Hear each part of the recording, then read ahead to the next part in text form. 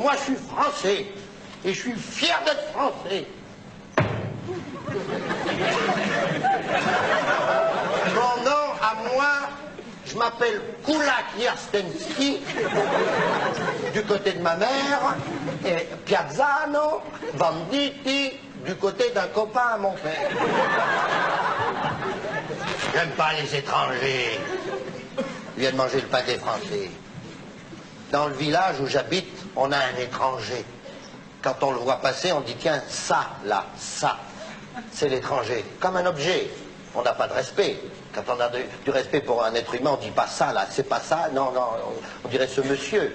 Quand sa femme passe, l'étrangère, baissant la tête, on dit celle-ci, c'est l'étrangère. Ça vient de manger le pain des Français. L'autre dimanche, à la messe de 10 heures, j'avais été communié au café d'en face. L'étranger a voulu me parler. Moi, j'avais autre chose à faire, j'avais mon tiercé à faire. Mais enfin, moi, je suis douanier. Je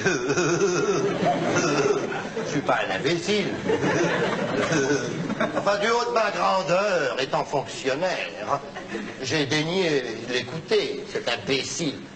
Il est étranger, forcément. Il m'a dit, mais ne pensez-vous pas que vous êtes ridicule, à notre époque, de ne pas aimer les étrangers?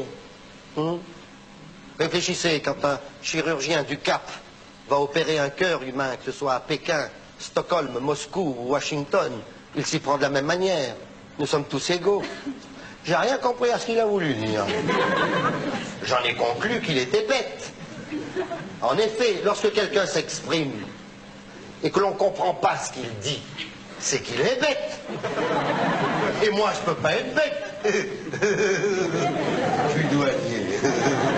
J'aime pas les étrangers. Ils viennent manger le pain des Français. Il m'a répondu, j'en ai ras-le-bol, moi. Votre pain et de votre France. Je m'en vais. Il fout le camp. Il a pris sa femme, ses enfants, sa valise. Il est monté sur un bateau. Il est parti loin, au-delà des mers. Et depuis ce jour-là, dans notre village, nous ne mangeons plus de pain. Il était boulanger.